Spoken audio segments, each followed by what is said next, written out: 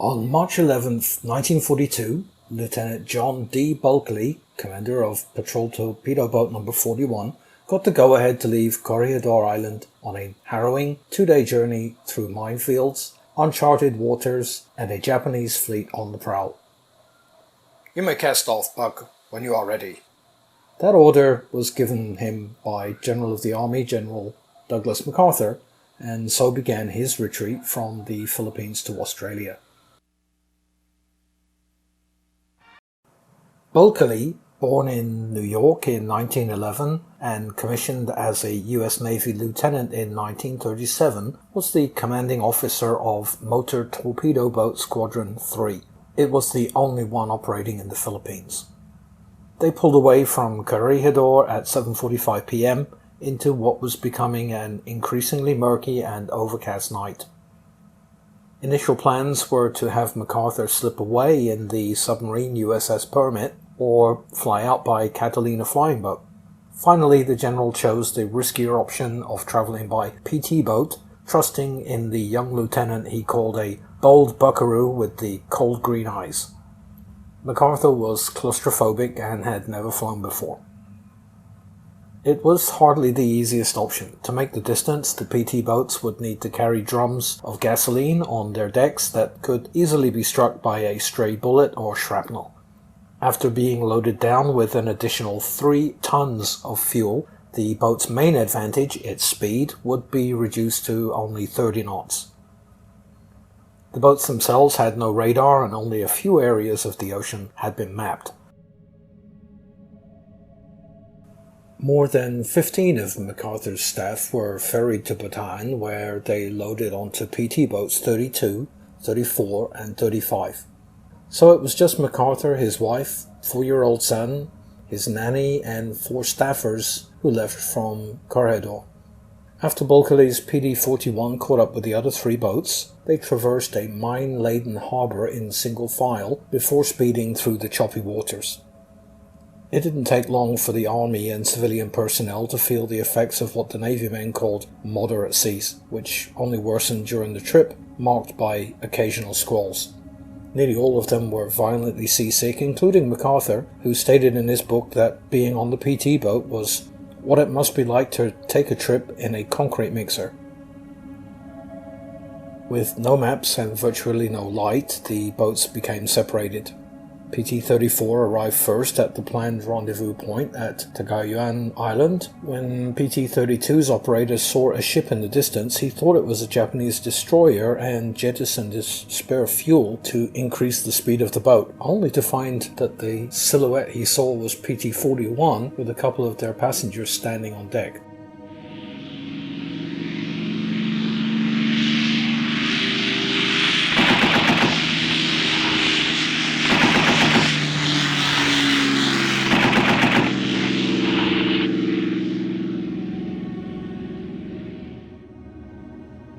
PT-32 had been lagging behind PT-41 as it was running on just 2 engines. Just as dawn was breaking, the skipper saw what he believed to be a destroyer behind him. Given that destroyers are purpose-built to chase and sink PT boats, Schumacher had ditched his remaining fuel drums in order to pick up a few knots of speed, but the destroyer kept gaining on him. He swung the boat around to bring his torpedoes to bear on the enemy when he realized it was in fact PT-41. Buckeley had doubled back to look for Schumacher and was most unamused to be fired upon. He reprimanded the crew of PT-32 severely for endangering his VIP passengers. Conditions were now worsening. Attempts to recover the abandoned fuel became futile, so PT-41 and PT-32 continued to the rendezvous point to meet PT-34. There was no sign of PT-35. With only 2 engines running and little fuel, the passengers on PT-32 were divided between PT-41 and 34, which headed for Mindanao. With no sleep in more than 48 hours, one crew member actually passed out while at the wheel, and another one fell asleep standing up in the breeze. Buckeley now faced a daylight dash through the Mindanao Sea, narrowly missing detection by one apparently inattentive Japanese warship. Upon his arrival at Cagayan, a shaky MacArthur voiced his appreciation for Squadron 3's daring voyage. "You've taken me out of the jaws of death, and I won't forget it," MacArthur vowed. The PT boats were all badly affected by the shortage of spare parts, especially engines.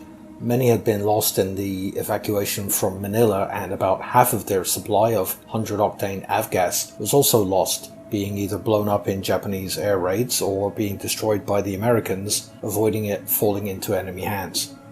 Much of the remaining fuel and even engine oil had been sabotaged by adding paraffin wax or sand, so the already temperamental engines were even more prone to breakdowns than usual.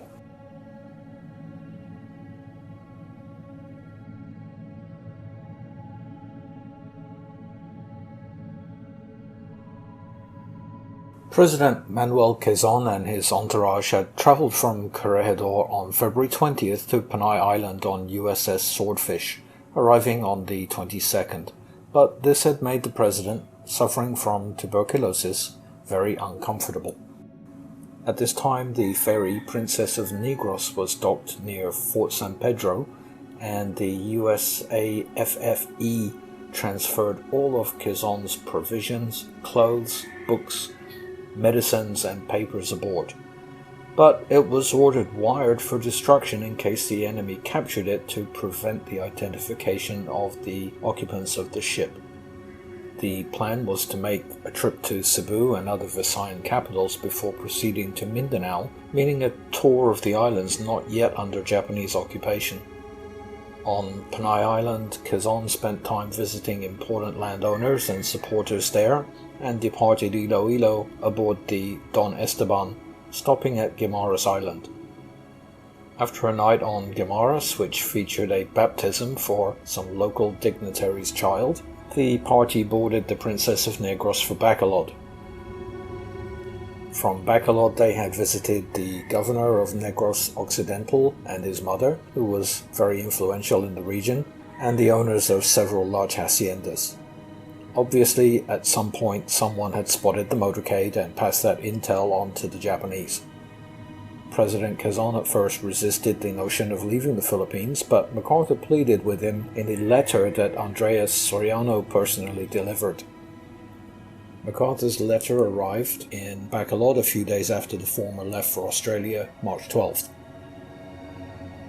Quezon was reluctant to leave, saying he'd rather be captured, but the Princess of Negros, coming under fire by Japanese gunboats 2 days later, scuppered the plan to tour the Visayas and may have changed his mind about leaving. The letter asked Quezon's party to come to Melbourne, Australia, at the earliest opportunity. 2 motor torpedo boats, the note added, would be waiting at a certain fishing village near Dumaguete to transfer everyone across the 100 miles of inland sea to the airfields of Mindanao on March 18th. Arriving in Mindanao, unsure if his letter had been delivered, MacArthur would have one more request for his buckaroo. He tasked Buckeley with evacuating Philippine President Manuel Quezon from his location on the island of Negros. He feared that Quezon, sick from tuberculosis, would be on the verge of declaring the Philippines neutral in the hope that both warring factions would leave. MacArthur certainly didn't want that to happen, so Buckeley was told to fetch him by any means necessary. Manuel Jr. writes in his memoir, "After some time, for the purposes of security I suppose, or perhaps my father received a message from MacArthur that we should join him in Australia, we set off again. The move was supposed to be a secret, but somehow my sister baby knew where we were going. Later we went on our usual long caravan at night. I was in the back seat of the car with Dr. Tripp. The driver was asking us to keep talking as he was sleepy and it was dark, but we paid no attention and went back to sleep even though we could easily have fallen into a ditch. It turned out that our destination was Dumaguete, which was pitch dark. There were a lot of people on the side of the road with bundles or cardboard boxes on their heads, and also the church bells were ringing. It turned out that the people were alarmed by the sound of the PT boat's engines, which sounded like airplane engines. The PT boat had been sent to pick us up. Just remember here that the PT boats are fitted with Packard V12 engines, which really sound a lot like, for example, a Rolls-Royce Merlin. Around midnight we drove down to the pier for our rendezvous. President Quezon recalled later, "The PT boats had not arrived yet. Instead, I found a telegram from General Wainwright advising me to cancel the trip because a number of Japanese destroyers had been reported cruising in the Mindanao Sea that day. Obediently, we turned around and drove back toward the place where we were staying."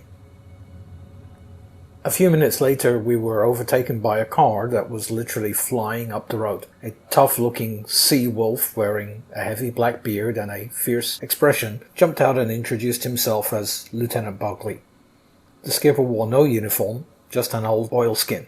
His boots were caked in mud, and his unruly black beard and longish hair tied around his head with a bandana gave him a menacing appearance. Embellishing that sinister look, Buckeley strode around with a Tommy gun, 2 pearl-handled pistols strapped to his waist, and a nasty-looking knife tucked ominously in his belt. "I most strongly urge you to reconsider," he told me. "I'll guarantee to get you through safely to Mindanao."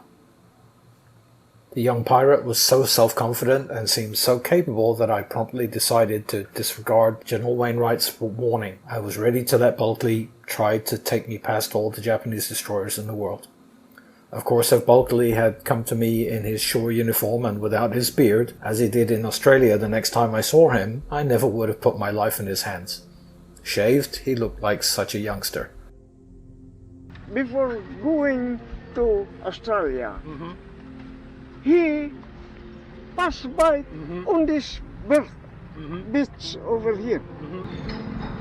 The jeep from Dumaguete, they have communicated that you just bring the fuel over here. You know. It was very, the moonlight is very clear over in the tunnel. And we even have to hide from any bushes. Very calm. I have seen the groups of Japanese ship going to Manila. It is line by line.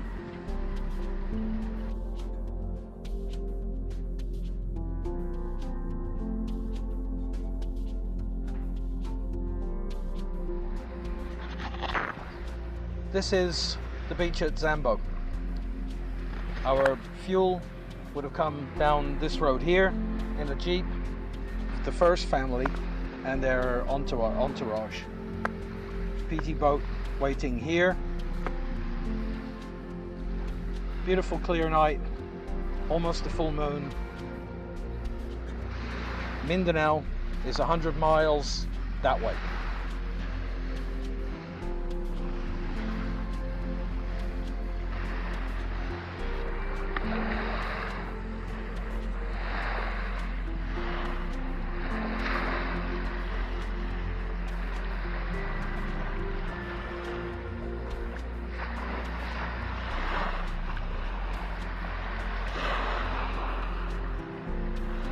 Finally, at around 3:30 a.m, the fuel was loaded and the first family and their cabinet boarded the PT boats, and they were off at 30 knots to Mindanao.